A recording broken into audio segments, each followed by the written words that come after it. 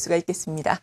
먼저 앞서 말씀드린 여러 가지 주변 변수에 대해서 짚어봐야 할 텐데요. 대신증권 컨설팅랩의 문남중 연구원 오늘 이 시간 나오셨습니다. 안녕하세요. 네, 안녕하세요. 네, 여러 가지 키워드들 또 준비가 되어 있을 텐데 첫 번째 키워드 화면으로 만나보겠습니다.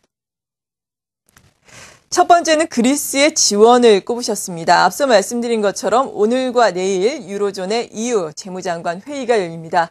이 자리에서 일단 독일의 쇼이블레 재무장관 같은 경우에는 그리스에 대한 지원안 합의가 이루어지기는 힘들 것이다라는 의견을 내놨는데요. 어떻게 보십니까?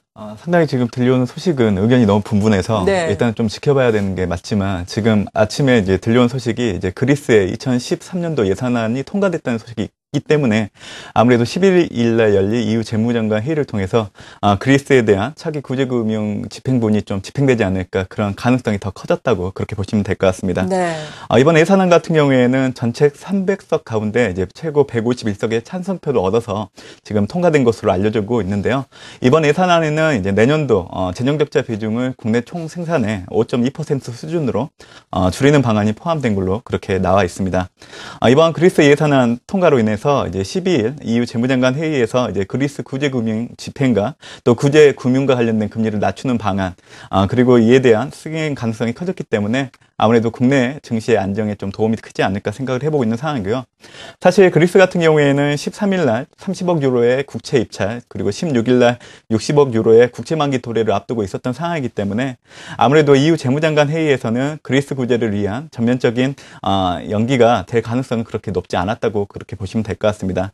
다만 이제 독일 재무장관이 유로 재무장관 회의를 통해서 구제금융 차기 결정이 이루어지지 않을 거라고 발언을 했기 때문에 아무래도 이제 방식의 차이 어떻게 보면 전면적인 구제 방식보다는 일부 지급 방식으로 변경될 가능성이 높다 보시면 될 것 같고 어쨌든 그리스의 전면적인 국가부도 사태를 막을 가능성이 높아졌다고 그렇게 보시면 될 것 같습니다. 네, 그리스 의회에서 예산안이 승인돼서 통과가 됐기 때문에 오히려 그리스의 추가 지원안이 결정될 가능성이 보다 커졌다라고 긍정적으로 분석을 해주셨습니다. 다만 말씀하신 것처럼 어떤 방식으로 지원안이 형성될지는 관건이 될 것 같습니다. 두 번째 키워드 이어서 알아봅니다.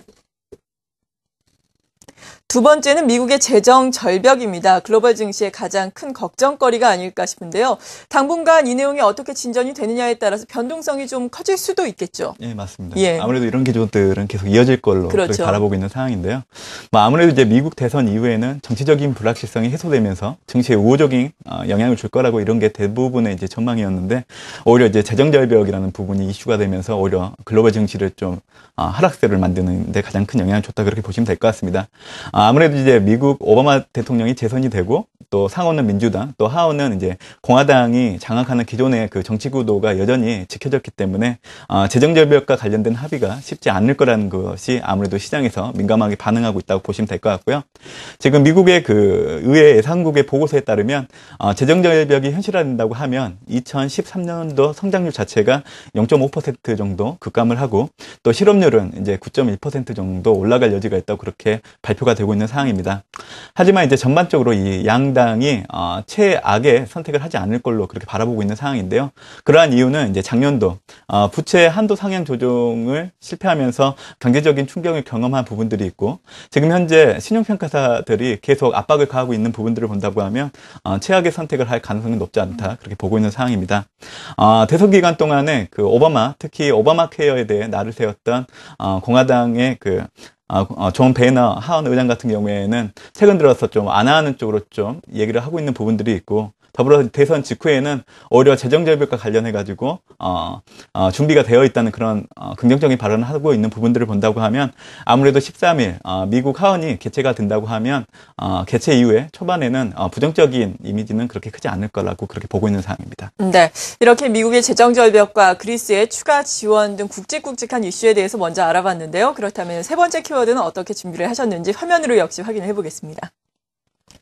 네, 세 번째는 역시나 유럽의 문제입니다. 독일의 GDP를 꼽아주셨는데 얼마 전에 마리오 드라기 ECB 총재가 독일의 경기도 좀 악화되지 않느냐라는 우려성 발언을 했어요. 독일 같은 경우에는 특히나 유럽 중에서도 좀 잘 사는 나라에 속하기 때문에 독일 경기가 흔들리면 전반적으로 또 악재가 될 텐데요. 여기에 대해서 우리가 어떤 시선으로 바라봐야 될까요? 일단 좀 이번 주에 있는 주요 이 일정들 중에 좀 부정적인 영향을 줄 만한 이벤트라 보시면 될 것 같아요. 네. 사실 독일이 이제 말씀하신 것처럼 유로존 경제의 마지막 90점이었기 때문에 이제 3분기 경제 성장률 자체가 좀 안 좋게 나온다고 하면 또 이는 유럽뿐만이 아니라 글로벌 경기 둔화에 대한 우려 또 부각시킬 수 있는 요인이 되기 때문에 좀 챙겨봐야 되는 이슈라고 보시면 될 것 같아요. 일단 독일의 경제 성장률, 3분기 경제 성장률 자체가 전분기 대비 0%의 성장이 좀 예상되고 있는 상황인데 어차피 최근에 독일의 수출 증가율이 둔화되고 있기 때문에 아무래도 독일 같은 경우에는 주요 소비 시장이 그 근처에 있는 국가들이기 때문에 최근 유로존의 경기가 안 좋아지고 있는 상황을 본다고 하면 아무래도 독일의 경제 성장률 자체가 3, 4분기 역시 또 마이너스를 기록할 여지도 있기 때문에 아무래도 시장에서는 이런 부분들을 좀 우려하는 것 같고요. 만약에 3분기 경제 성장률 자체가 마이너스로 발표가 된다고 하면 아무래도 독일 경제가 기술적인 경기 침체 구간에 들어갔다고 부정적인 평가가 높아질 수 있기 때문에 이거는 이제 앞서 말씀드린 것처럼 글로벌 경기 부진에 대한 우려가 커질 수 있는 하나의 계기가 될 수 있다는 부분들을 염두에 두시면 될 것 같습니다. 네, 잘 알겠습니다. 이렇게 대외적인 여건들 알아봤습니다. 마지막 키워드 화면으로 역시 확인해 봅니다. 변동성 확대 구간입니다. 지수를 놓고 이야기를 하는 건데요. 앞서서 확인해본 미국의 재정절벽 이슈 그리고 독일의 GDP라든지 경기에 대한 문제 등으로 인해서 이번 주에 변동성이 어느 정도까지 확대가 될 것으로 보시는 거예요? 일단 이번 주에도 일정 자체가 워낙 많이 있기 때문에 전고점 수준은 아니더라도 그 부분의 한 3분의 2 정도 되는 지수 단에서는 좀 변동성이 좀 높아지지 않을까 생각을 해보고 있는 상황입니다. 일단 지금 현재 재정절벽 그리고 내년도 경기 회복에 대한 자신감이 없는 상황이기 때문에 지금 지수 자체는 상당히 제한되고 있는 상황이라는 부분들을 보시면 될 것 같고요.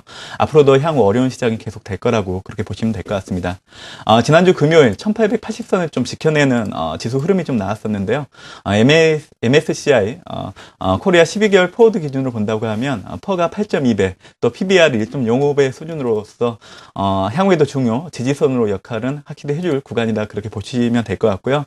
여전히 지수보다는 종목 대응이 필요한 시점이라는 부분 그리고 이제 전방 산업이 경기 둔화에도 상관없이 자체적인 성장이 지속될 수 있는 제약이나 바이오, 또 통신과 미디어, 또 디스플레이, 또 중국 소비 관련주에 대해서는 여전히 관심을 가지셔야 된다고 보고 있는 상황이고 전략 자체는 여전히 트레이딩 전략이 유효하다 그렇게 보시면 될 것 같습니다. 네, 이번 주에 전략까지 세워봤습니다. 대신증권 컨설팅랩의 문남중 연구원이었습니다. 감사합니다. 네, 감사합니다.